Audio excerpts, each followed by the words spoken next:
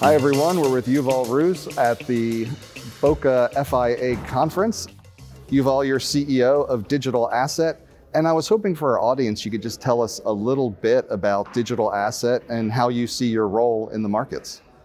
Yeah, so I think in 2024, I think is where we're at.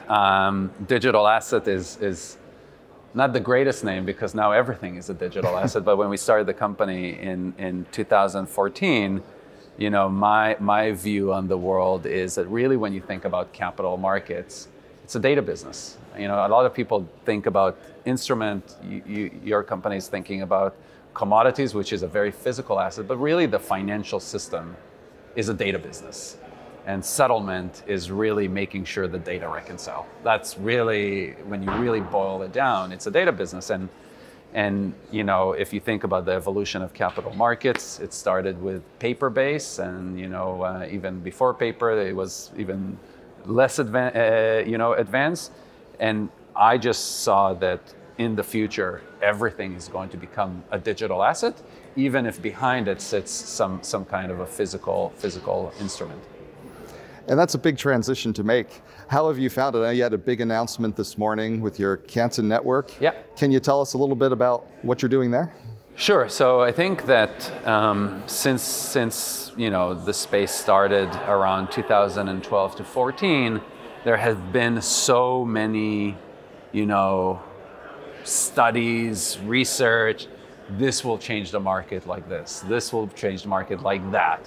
Costs will go down, settlement will, you know, become more efficient.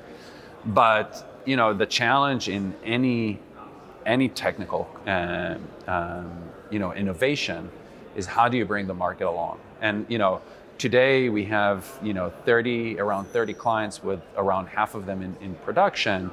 But when you still look at some of these clients, what you're seeing is that they're still looking at some of their problems in a fairly isolated manner. And that's okay because there's a lot of use cases, whether it's repo, whether it's post-trade for commodities, whether it's issuance of fixed income instrument or private equity, and we even go all the way to sports wagering, and we can talk about that at some other point. But when you look at those things, it's very interesting from the use case perspective, but where I find the big opportunity to be is how these interact with one another.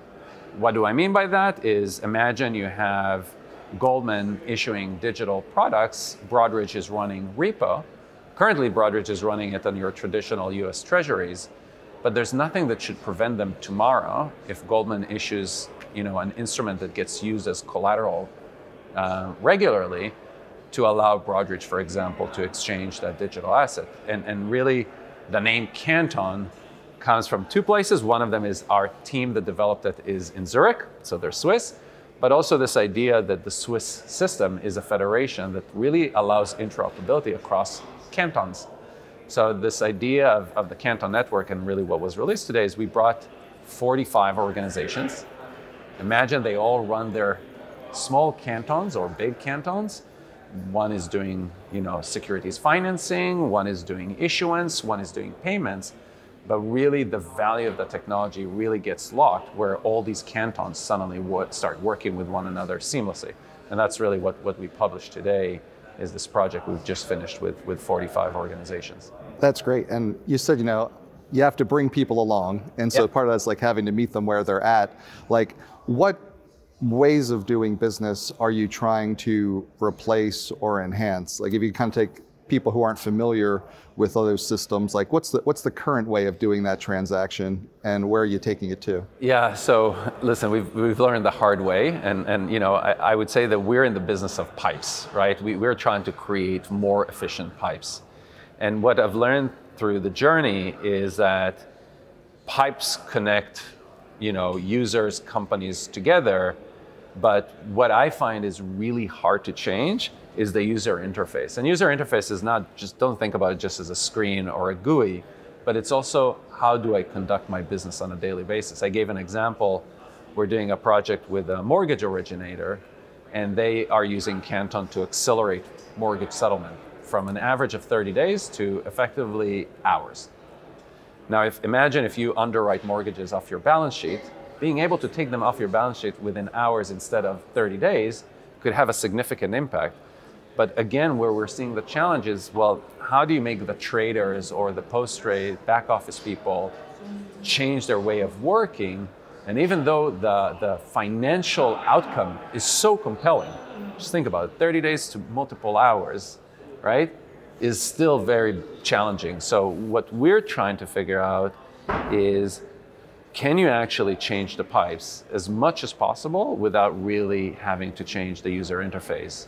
It's kind of our preferred way of working. It's not always possible because it would be great if that is the case, but trying to really focus about, if I want to innovate, especially when it comes to pipes, can you make the integration in a way that the user really can say, today I trade product A, tomorrow I trade product A digital, and it's the same. It's just that product A digital has these other benefits. It can settle faster, it can move faster, has some other features that are just slightly better than the predecessor. And so for the pilot, I mean, to get 45 companies to come on board, like, it's a big accomplishment. Was that changing the pipes behind the interface or changing the interface as well? I truly think that if you kind of go back to what I said in the beginning, that financial markets are just really ledgers that need to agree with one another. The pilot was actually, in my opinion, the perfect demonstration of it. We didn't ask them to change anything of what they're doing. We were just saying, if you want to move collateral, today it takes you multiple days. Now we can show you how you can move collateral in real time. And that has ripple effects across the whole value chain. I can optimize my collateral in a way that today I couldn't, and therefore I am more capital efficient. I need less balance sheet to effectuate the same amount of business. So the pilot actually said, rather than all of you 45 entities really running messages between each other to reconcile on your ledgers, we're not trying to change your business, we're not trying to change your function, we're just showing you how you can reconcile your ledgers between one another in real time. And bringing it back to the conference, terrific time to make that announcement. You can kind of talk to everybody who you might want to talk to here. I imagine that's why you made the announcement during Boca. I was just curious, what's the reception been? What's the conversation been for you? I don't know if it's a compliment or it's a sad state of affairs. That the biggest compliment is kind of what you said. How were you able to bring together 45 organizations and run something like that, right? I think that is sometimes the biggest challenge, and I don't think that it's for a lack of good intentions. As you know, different organizations, you know, whether it's T+1, whether it's treasury reform, whether it's a regulatory CSR report, like, there's just so many different things that can come, that getting this number of organizations to actually kind of put that aside is really the big accomplishment. But I also think that, you know, being able now to like take a step back, hey, I'm not just doing repo, I'm actually a bigger participant in the whole value chain, and being able to see, you know, the front to back value, you know, where we're going, right, I think was a very big accomplishment, and helps with a lot of the conversations.